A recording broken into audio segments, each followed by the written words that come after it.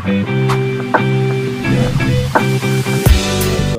welcome back for another edition, another episode of the Quip and Cap podcast. For this first topic we're going to talk about, depending on how long it is, this might be the only topic, I don't know.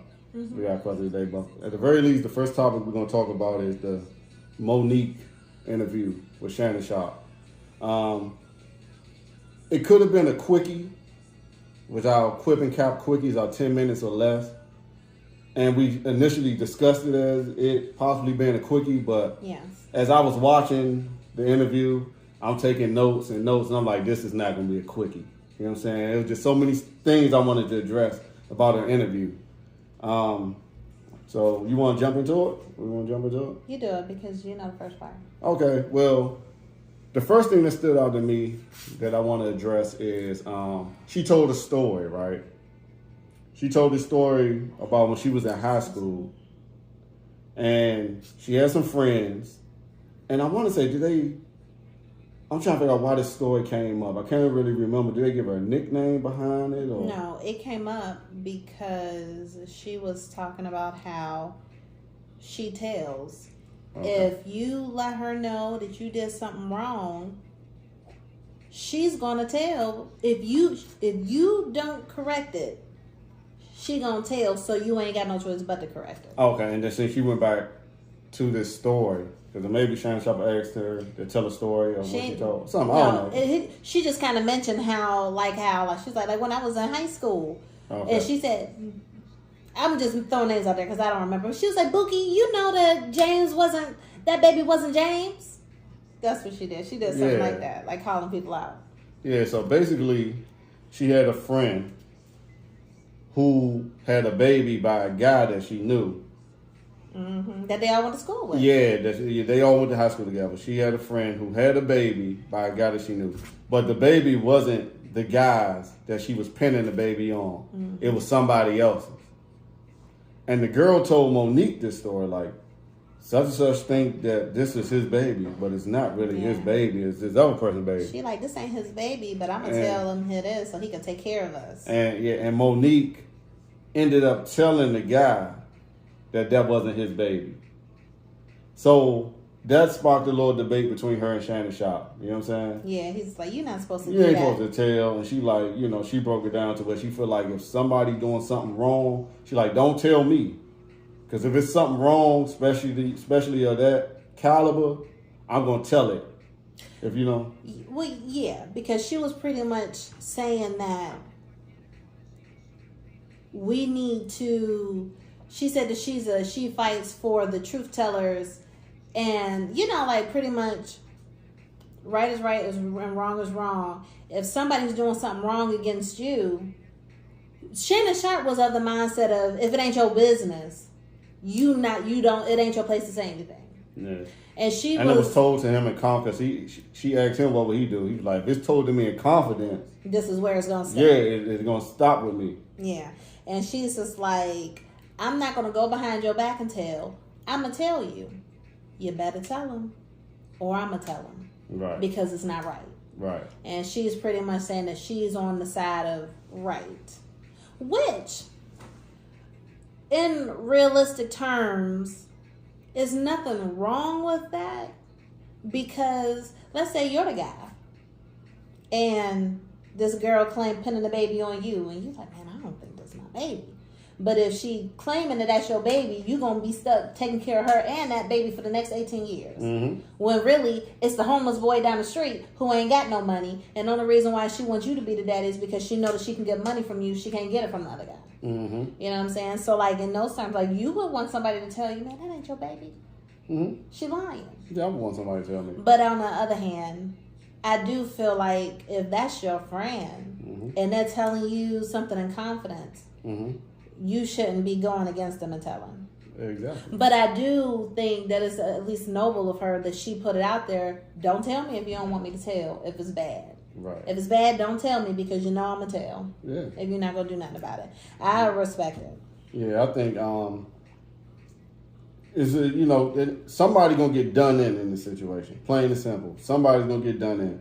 Of course, I think overall it's noble what she did. She told, it's noble.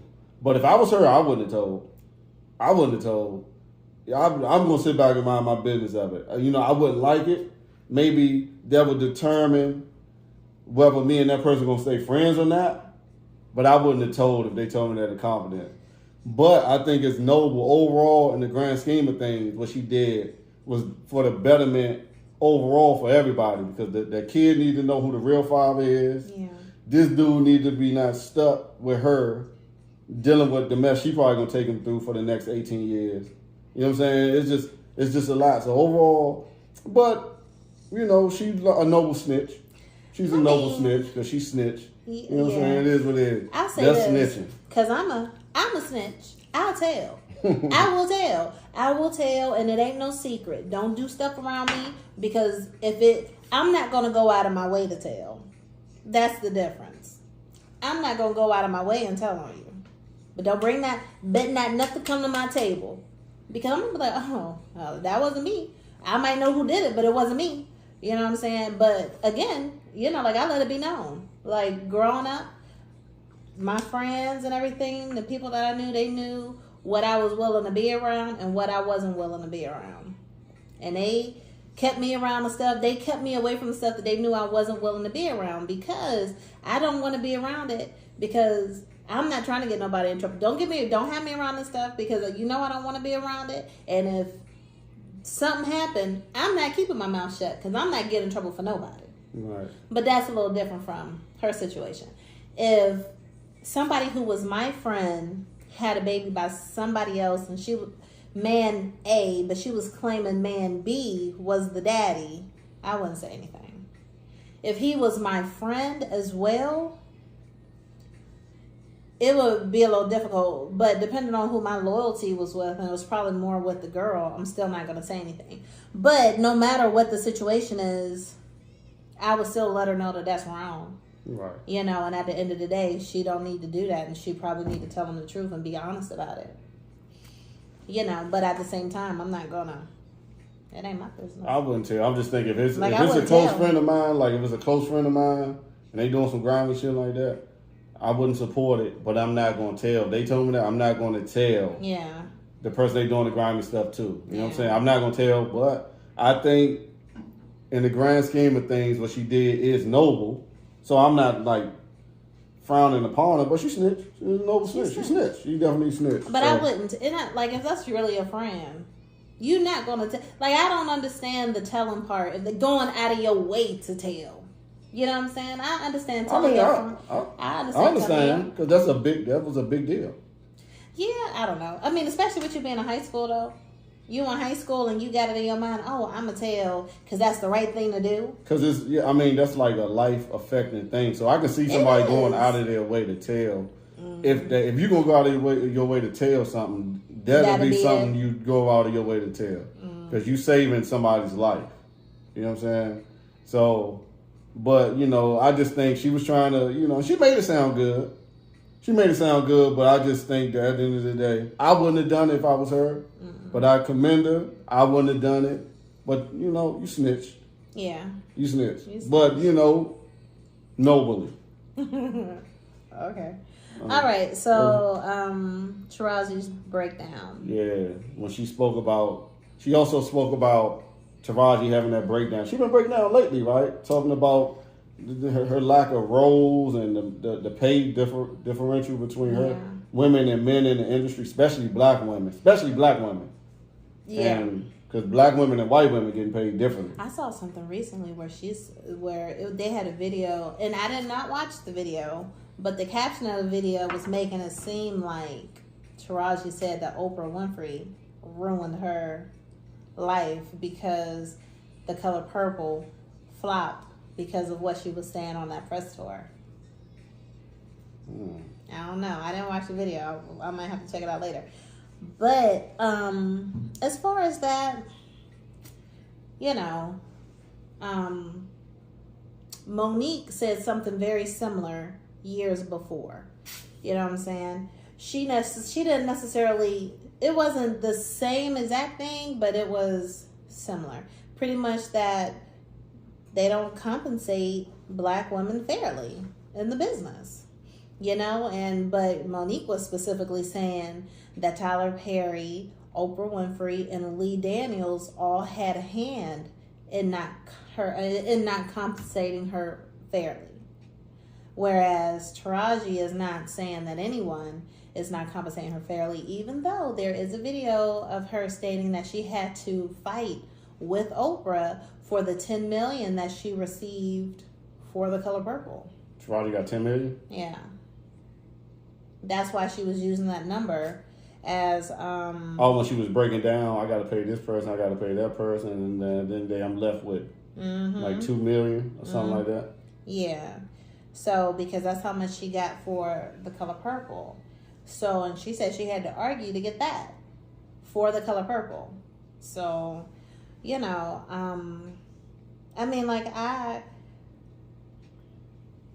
don't think Monique is wrong in anything that she was saying with the business. It's obviously that it's a huge disparity. But I will say that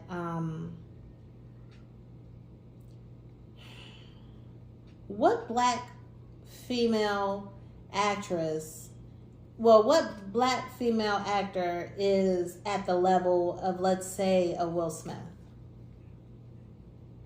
A black female actor of a Will Smith, or Denzel Washington.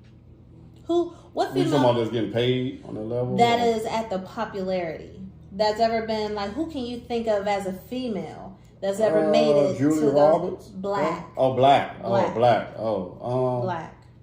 Yeah, I don't know. That being said, there's a lot of actresses: Gabrielle Union, Jada Pinkett, Taraji Henson, Regina Hall, Regina King. They've been in a lot of movies. They've done a lot of things. Angela Bassett. She's probably the only one I could think of who's probably made it close. Angela Bassett, yeah. Who's made it close to like Denzel Washington, Will Smith levels. You know what I'm saying? Yeah, she's definitely an icon. And I feel like even she doesn't get the notoriety and the recognition that like a Denzel or a Will Smith would get. I feel like it's very hard for black women in that industry to make it to the height. It's hard for black people as a whole, but I feel like it's even harder for black women to make it to the heights of like a Denzel and a Will Smith. So I believe them when they say that the pay is a little crazy. And that it's all, they're always kind of starting them over from the beginning. Like, I believe it.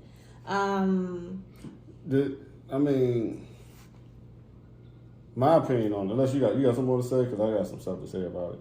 So I'm going to let you go ahead. I don't really know, like, what about this topic you want us to, like, specifically be touching on. Oh, okay. All right, well, my issue with it kind of go back to the Jay-Z Beyonce thing, but I wanted to speak on it. The reason I wanted to talk about it is because I feel like women, because, I'm realizing, it's known because, but a lot of time, black men, we got our own fight. Mm-hmm. We already got our own fight. So a lot of time, we not even focusing as much as we should on the fight that the black women got. Because what I learned over the years is that, damn, we always focus on the stuff that black men went through as slaves, almost like we was the only ones slaves. If black women were slaves too. And if there's a totem pole in you know what I'm saying, in the views of society in the world, black women is under black men. You know what I'm saying? It's like men are viewed as superior to women, period. Yeah. So then you start going into race. It's like not only are you black, but you're a woman. But with today's society, and that's why I kind of want to break out of this whole not equal thing, because it's a mindset. That's what people want y'all to think, because that's what they did to us as black people, period. They want you to think that you're not equal. They want to use those type of words, those key words. But these days, it's like more opportunities than ever for everybody who has potential to do anything with the freedoms that we have.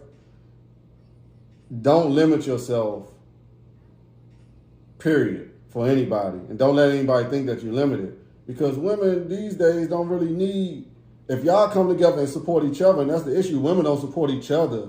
Like a lot of women fighting and scratching for certain positions, but a lot of y'all not even supporting each other the way that y'all supposed to in order to build you up. If y'all support each other first, everything else will fall in place. But and unfortunately, that kind of circles back to how women are raised. Men are kind of raised like to be friends. You know what I'm saying? Like, y'all can walk into a room and instantly click and be cool with people, whereas it's almost like women are raised to be in competition. Because y'all gotta be. Like, if there's only, like if you like that guy, you need to work because you might like him, but she probably like him too. So now y'all are competing for this one guy. Like, it's almost like, and I'm just kind of throwing it out there as an example, but it is almost like a competitive spirit that is kind of put into us at a young age. Like, like it's supposed to be a kinship, and women should be able to come together and support each other, but that's not what's put into us as a society. As a society, we have to compete with each other. There's only one role for a woman. You know what I'm saying? It's even one. It's there's only 2 roles for women. Only one of them is black, or 3 roles for women. Only one of them is black. You know what I'm saying? So it's just like, it's crazy. Like, they even show it with like the rappers. These female rappers come out, and they can't just be, we got all these great female rappers. It's like, Ice Spice versus Lotto, Nicki Minaj versus Megan Thee Stallion, Cardi B versus Nicki Minaj. I don't know. Like, Nicki Minaj got a lot of stuff going on, but it's like it's always comparing instead of just letting us all be. We have to constantly be compared to the next one. We have to compete for attention. We have to compete for everything. And it's unfair, but unfortunately that's something that we really have to kind of tackle as a community, and we got to start young. Yeah, and that's the whole thing, because at the end of the day, if women band together and you got people out there with money, women out there with money. You know what I'm saying? That y'all can come together, start your own thing, and whenever y'all do something, support it. Like, you got like the WNBA and that's fighting for the same type of rights and that the NBA got, and the same type of amenities, and benefits that the NBA got. But are women watching the WNBA? Are they going to watch y'all play when they come in? You know what I'm saying? If you live in a town that got a WNBA team, how many women are there versus men? It's like it starts with y'all. Because at the end of the day, if y'all support each other, these days you don't really, you can keep people honest these days. You can keep men honest by making them walk what they talk. You know what I'm saying?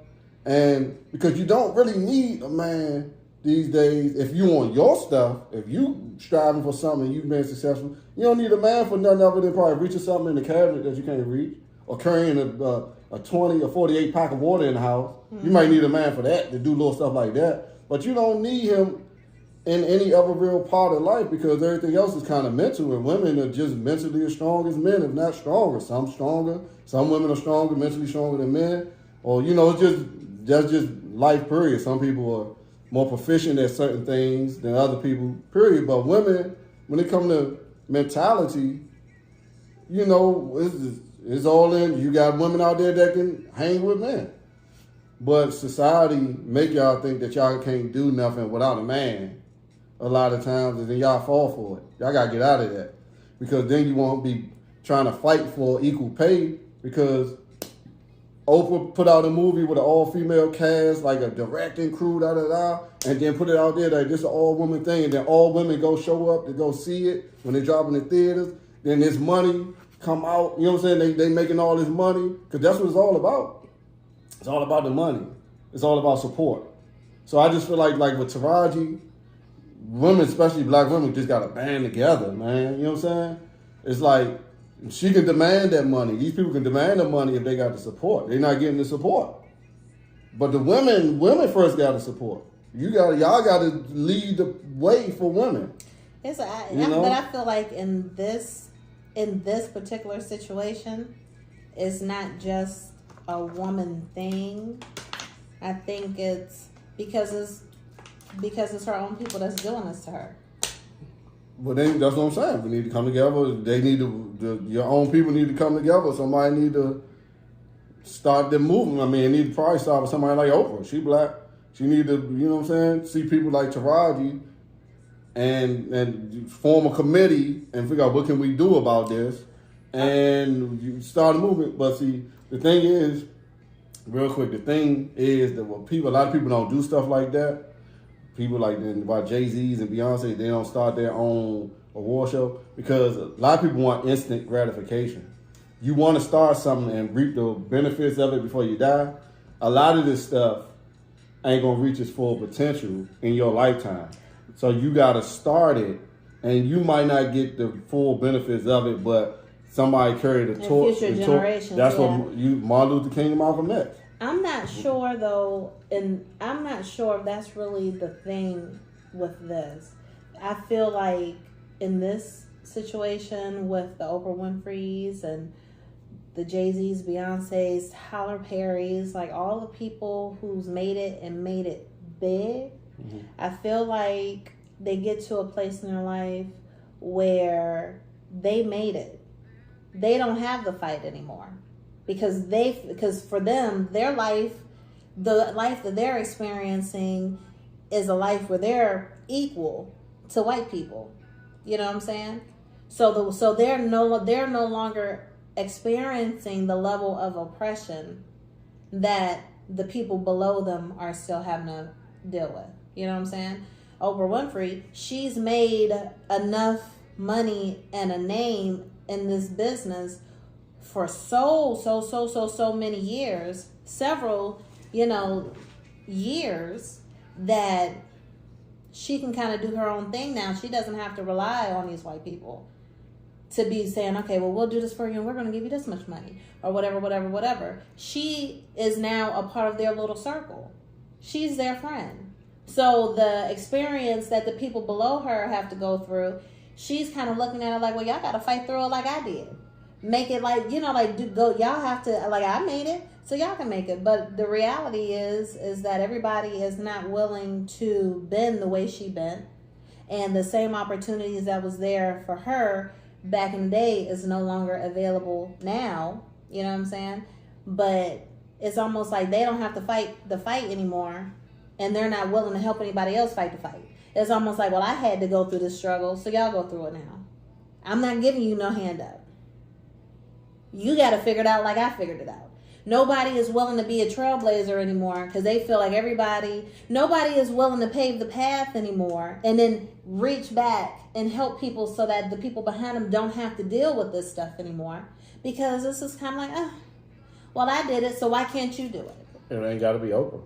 I'm not saying specifically Oprah. I'm just saying in general. Like there's only but so many people that's up in that echelon. I mean, I understand, but it's only so many faces, but it's a lot of women that got money. It's a lot of successful women out here. There's a lot of women in the industry that they can band together and figure this thing out. If they band together, it's all excuses. But it sounds like an excuse. I mean, it's an excuse. But if they have it and it'll prevent them from being willing to do it, that's what it's going to do. If they are living in a life of luxury and they don't have to deal with it anymore, it's almost like. But they're not living in. They're crying. It's now all of them. Okay, so you're talking about Taraji and those people who are crying. Yeah, the people that's complaining, they crying. Yeah, the people that's complaining, like. I'm saying, the Tarajis and get with people. I'm sure just heard. But everybody Monique. Isn't. But everybody also isn't willing to be honest about their situation. Like, look at Vivica Fox. They asked her, did she deal with this? And she was like, no, I ain't never dealt with this before. Her story is her story. It's not mine, which is a bold-faced lie because once upon a time, Vivica Fox had to file for bankruptcy. Vivica Fox ain't have no money. She went through her days and her patches too, where her money was effed up as well. So it was almost like, okay, people aren't being honest. People aren't willing to reach back and help, and people don't want to step on those toes. Because when you start this type of thing, the gateholders, the gatekeepers that Monique and Cat Williams mentioned, they get upset. People don't like people who make waves. They want us all to be sheep.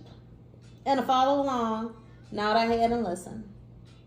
That's what they want, unfortunately. Yeah. Like, so what you're saying isn't wrong, but it's not, it's going to take a couple people to stand up who's brave enough.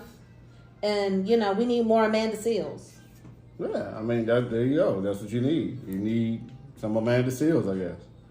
But, I mean, it starts with you all. It starts with the people that's going through that. It starts with the culture. And if you ain't banding together, I mean, why you think anybody else gonna feel sorry for you if y'all ain't even banding together to try to figure this thing out? You know what I'm saying? If you gotta do some type of boycotts or just start your own thing, start from scratch, you know what I'm saying? And you might gonna take a hit financially, but it'd be for the greater good for the future. But, that's my topic on that, my feelings on that. What else? What's next? Oh, her recording Tyler Perry. Did we not talk about this already? Was this just like a bunch of conversations we had between ourselves? Yeah, we ain't talk about none of this on camera. Oh, okay. For some reason, I thought that we did. No, we haven't spoken about any of this on camera. Her recording Tyler Perry, I think it's very weird that people are out here just recording conversations for, like... I think that part is crazy. But beyond that, I heard the video. Did you ever listen to it? No. Okay. I listened to it. I didn't listen to the whole thing. But I listened to what was played. And, Tyler Perry admitted that he was wrong. He admitted that he lied. And he offered to give her money. He offered to give her money for, what was it? For Precious, the royalties. He offered to pay her all the royalties that he received for Precious. He said he was going to cut her a check and he was going to make it so that any further royalties would just go straight to her until her husband got on the phone. And her husband got on the phone and, he was just real aggressive and a little, he just came in and he fucked everything up. And then at that point, Tyler was just like, I'm done with it. So, I don't know exactly what it is that you want to talk about on that issue, but, at this stage, I understand why why Tyler Perry was like, he's willing to discuss giving her the money or discuss figuring a way to handle it, but he don't want her husband around. I feel like her husband is more of a barrier for her. I just wanted to talk about just the aspect that she recorded them. You know okay, just the recording. For me. Yeah, but when I bring it up, you can talk about whatever your point of view is. But I just think that her recording it, Shannon Sharp didn't necessarily agree with it, but she played the tape for him, and he said he heard Tyler Perry admitting that he put this negative view out on her. You know what I'm saying? This negative stigma out on her. I don't agree with the recording people either. Man. I don't really agree with that. I feel like if you're talking to someone on the phone and you feel like you need to record your conversations for proof, for any type of proof, maybe you don't need to be talking to those people on the phone. Maybe you don't need to have conversations with them. If there's somebody who lied, or if there's somebody who will say one thing and then conveniently forget that they said it to the point where you're like, well, I'm going to just start recording all our conversations so I can always have proof of what you said. It's just like, man, maybe y'all don't need to have any more conversations. Right. Because that's a lot. It's a lot. I just didn't necessarily agree with her recording them, but at the end of the day, it served its if purpose. that man putting false accusations out on her and messing up her money in the industry, he owe for that. You know what I'm saying? He definitely owe for that.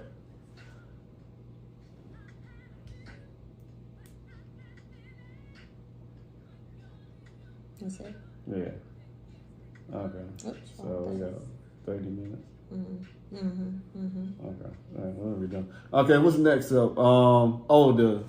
You told me about this on the radio when I guess you went to a radio show. Well, she talked about it on the Shannon Sharp episode where she was like, she was on D.L. Hughley's radio station, and the members on the radio show was just kind of like, answer this question for me.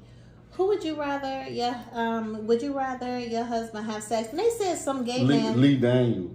Okay, yeah. Would you rather your husband have sex with Lee Daniels with a condom or with Corinne Steffens without a condom? And she got offended and got upset and called DL, and she said he answered the phone and was super rude to her, and she, like it was a big thing, and they never aired that. Either never aired the whole show or never aired that section of the show. I don't know which one.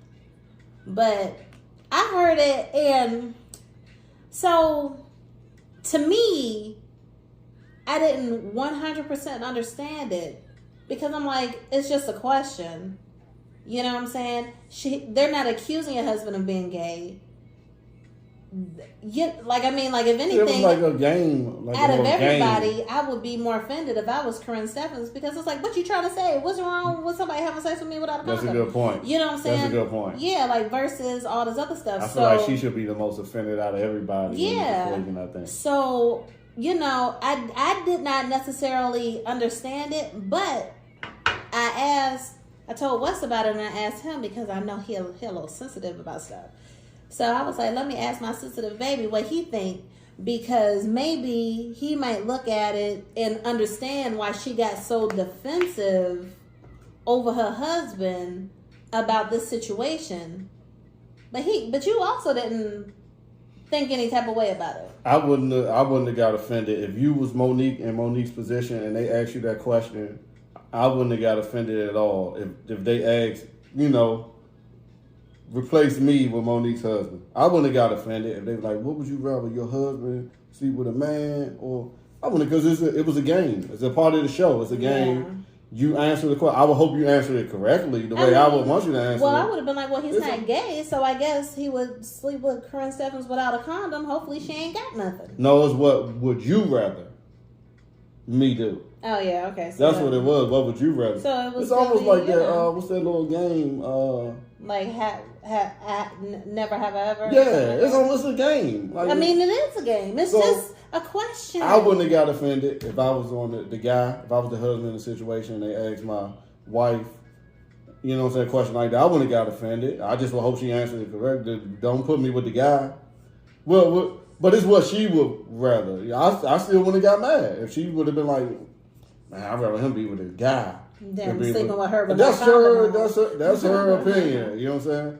That's her opinion. Whatever. But it's a game. I wouldn't have. So I didn't really understand Monique getting that. With a man. Yeah, I just didn't understand Monique getting that sensitive about it. I didn't either, to the point where it became a big thing and they had to remove it. She said she called DL. You said that, right? Yeah. She called them, and that's why they not cool now, because I guess that was like the start of it. Yeah. I didn't understand it. I feel like some people don't know how to, and she's a comedian, so she should understand how to take. A good point. Yeah. She should be able to take certain things lightly, but I don't know.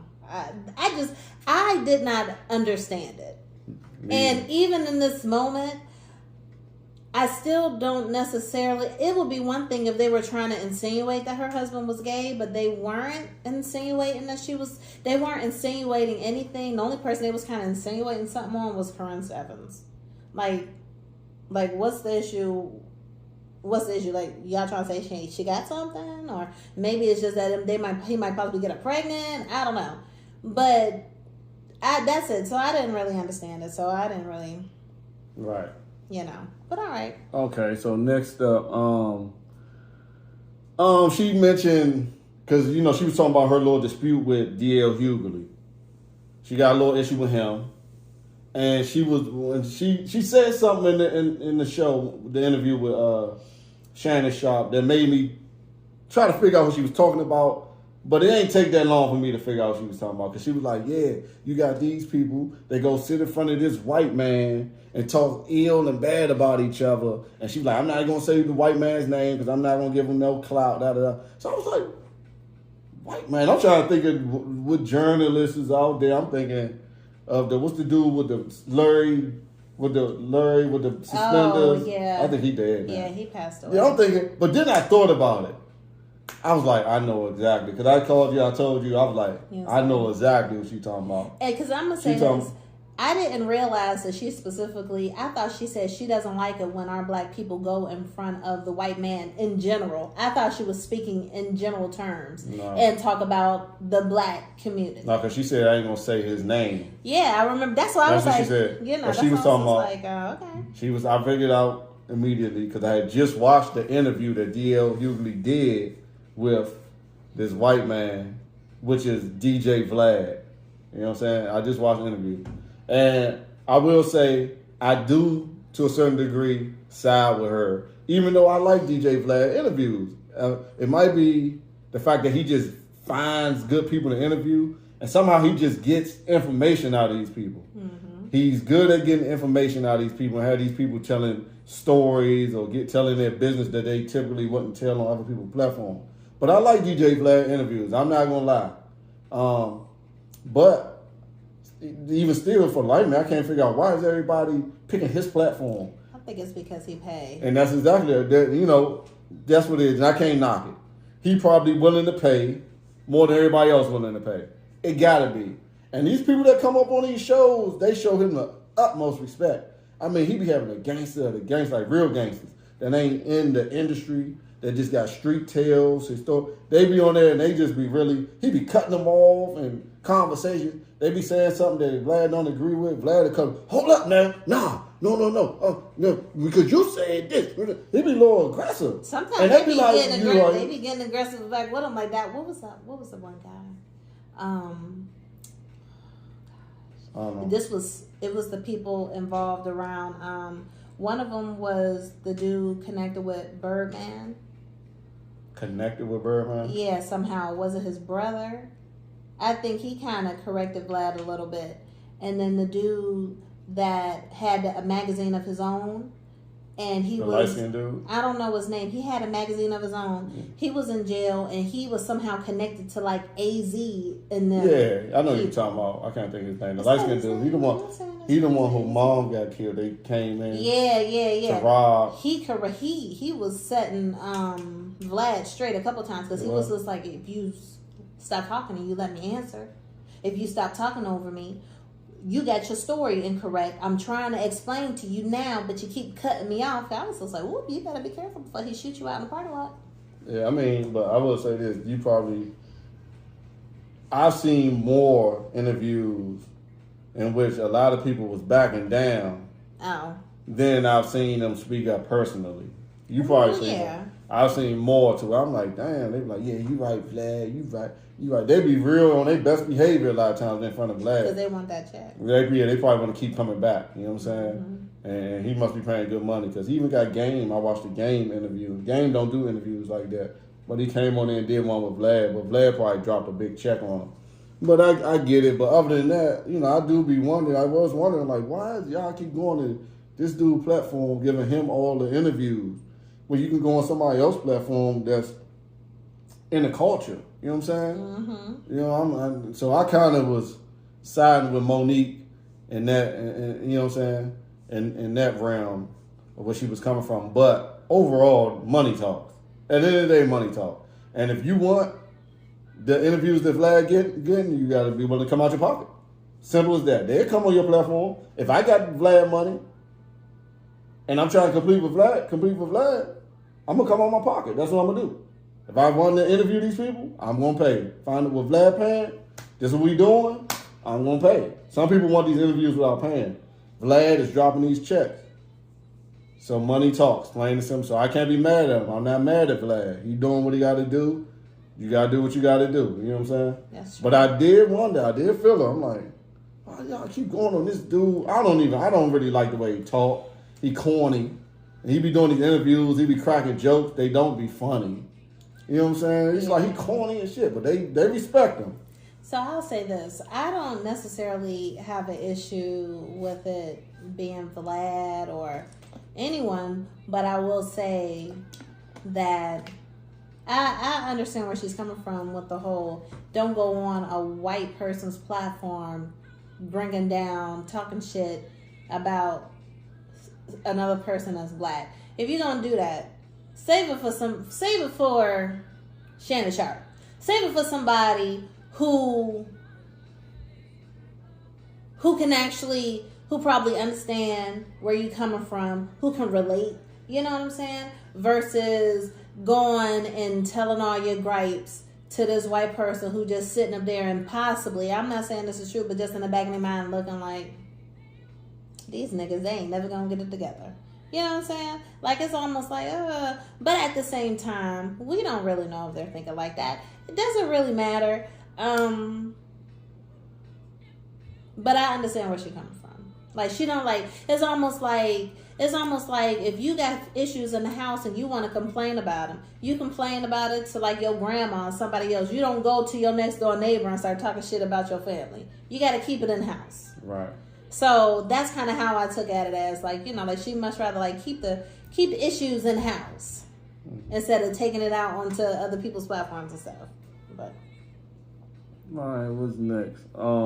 The parking space that she found out. Yeah. I thought, you know, it was cool. She told a story. I just thought it was kind of cool. She told a story about when she started doing the parkers.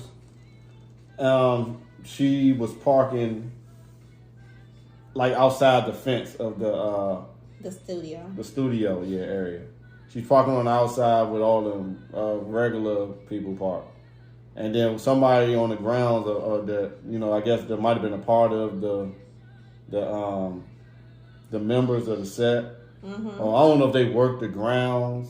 I don't know. Somebody who worked with the studio saw her walk into her studio. Yeah. They was like, "What you doing?" Yeah, and they was like, "What you doing? Where you coming from?" She was like, "I just parked." Everybody was like, "Why you parking all the way over there?"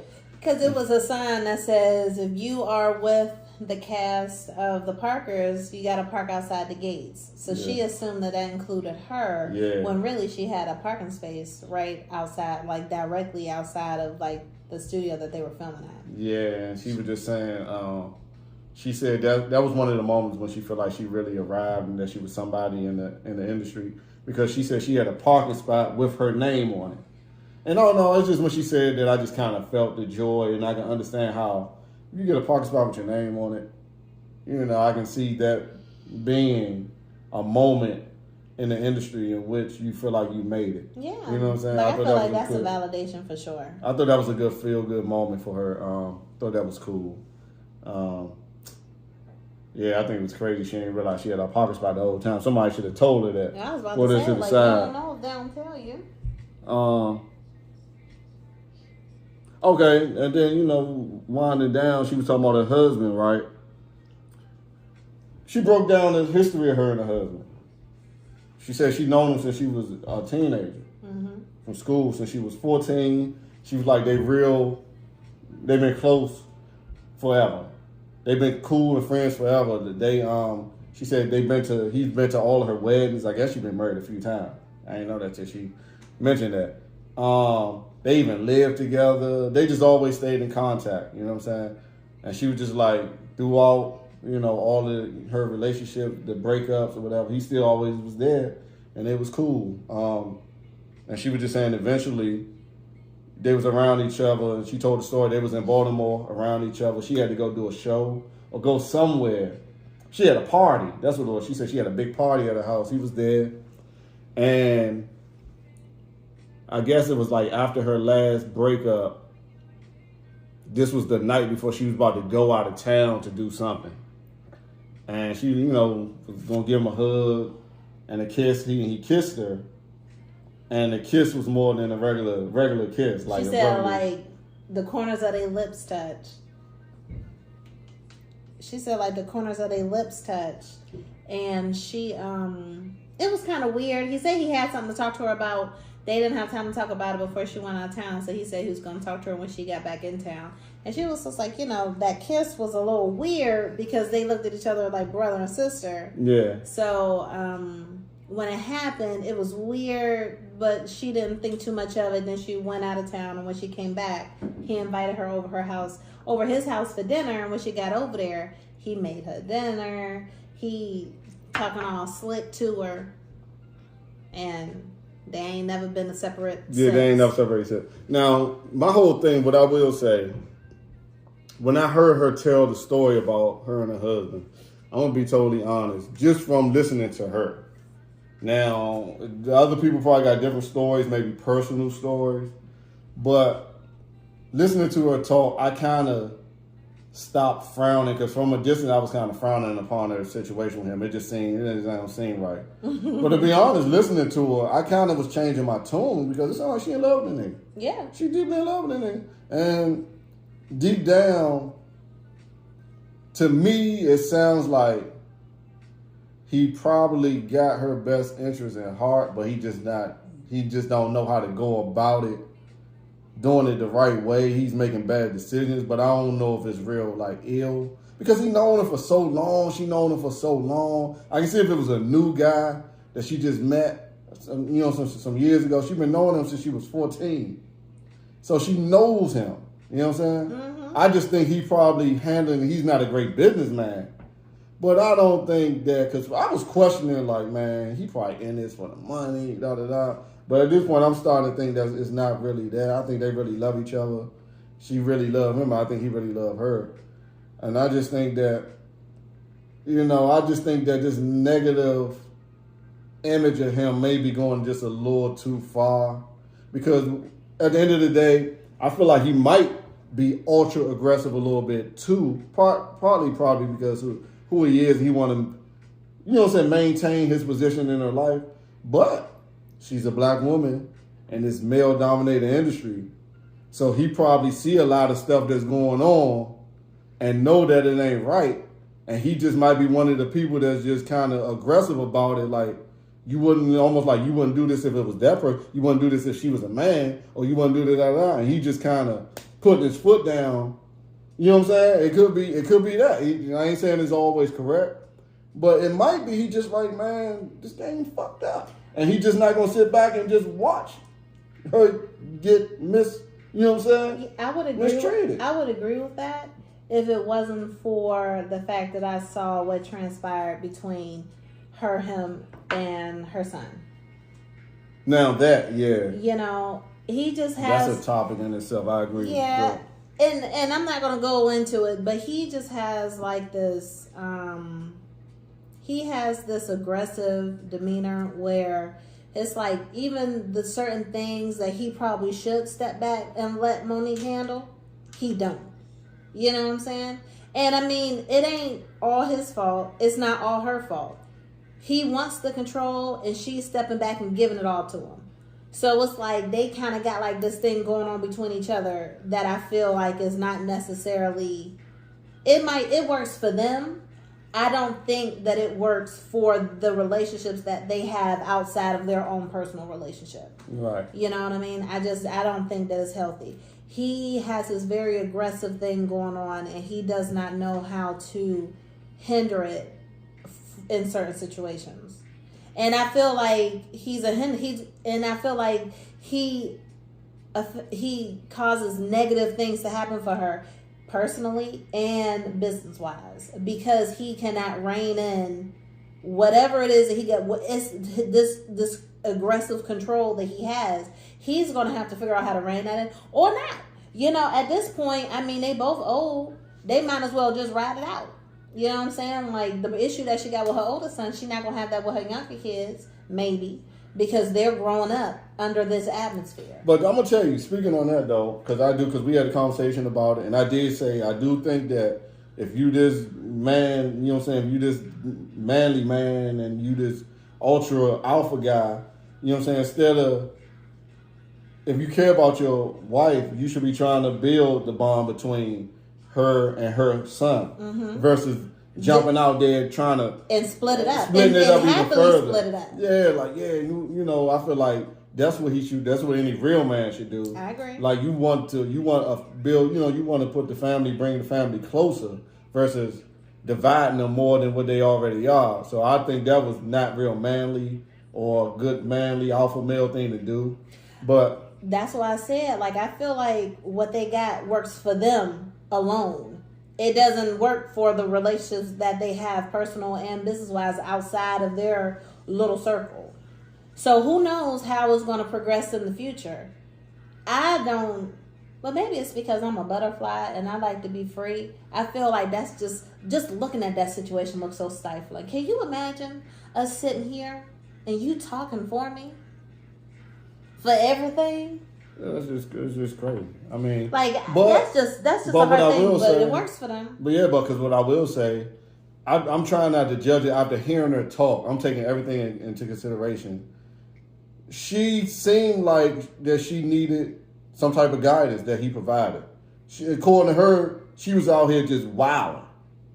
And when he came into her life and she allowed him into her life to that degree, she seemed like she's making it seem like she toned down a lot.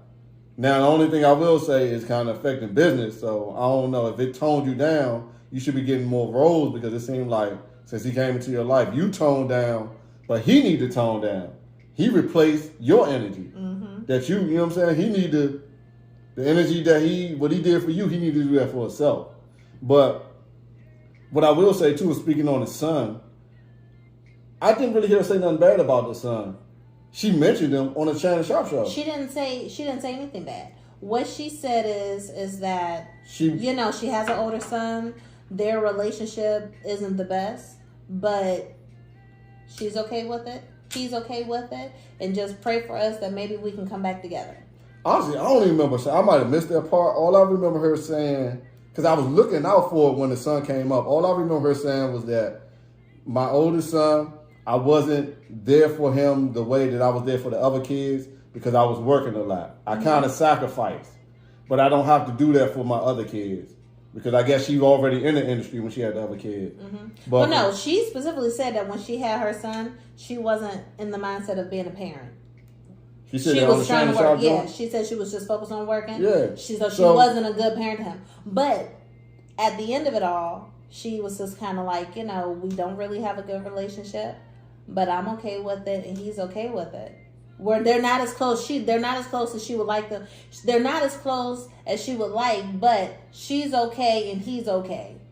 Just pray for us. I missed that part. That's what she. But I don't even think that was bad. That wasn't a bad thing. Whatever. And her son replied and was just kind of like, "I have a daughter now." He said more, but just the overall of it was, in your own words, you said you wasn't a good mother to me. My only request is to not talk about me anymore. You know what I'm saying? Just don't talk about me anymore. And then her husband had to jump on the mic and go in on him and all this other stuff. Yeah.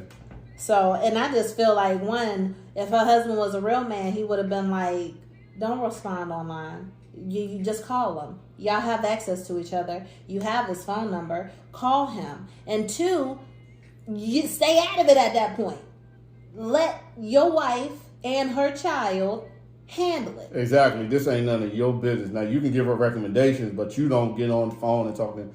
And cause a bigger divide. Based on what I saw in that Shannon Sharp interview, I feel like she didn't say nothing about him that warranted the son to come out and say what you say he said, because I didn't see his response. But I feel like once he said what he said, Monique shouldn't have responded, or her husband, nobody should have responded to him online. And just let him jump out there and say, because once you see the interview, I walked away like, what did she say about him to make him come out and say whatever it's supposed he said? But the last thing is, I want to talk about, kind of stay in the same ballpark. She talked about the Lee Daniels, the Christmas movie, what's the name of it? This Christmas, I think, where I guess he wanted her in the movie as a cameo. Yeah.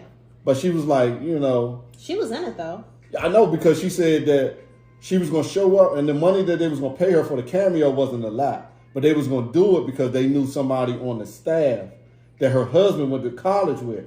He was like a cameraman or something like that. So they said they was going to do it on the strength of him to help the movie. And they was going to take the little change that, it was more of a favor. But when she got there to do the cameo, they kept wanting her to do more parts. And they like, hold up now. We ain't agreed to this because you ain't paying me enough to do this. You know what I'm saying? Mm-hmm. But overall, I just felt like I understand. Everybody got their own story, and I get it. But I feel like her husband the husband jumped in, was like, man, we ain't doing all this. He had an issue with Lee Daniels and all that about her doing more parts. And, then they had the whole issue with Oprah and them wanting her to travel to promote. What movie was it? Precious and all that. But I just think the husband don't really understand the value of building relationships. That's what I feel like. Some relationships are more valuable. Sometimes you do favors, sometimes that may not, in which you may not monetarily get the compensation for it, but you getting a building a relationship. Mm-hmm. And relationships go far, especially in an industry like that. This is a contract business. You ain't getting a steady check. It's a contract business. When you doing contract work, somebody paying you for just directly doing this, doing that, relationship. That's why I like in the clothing business.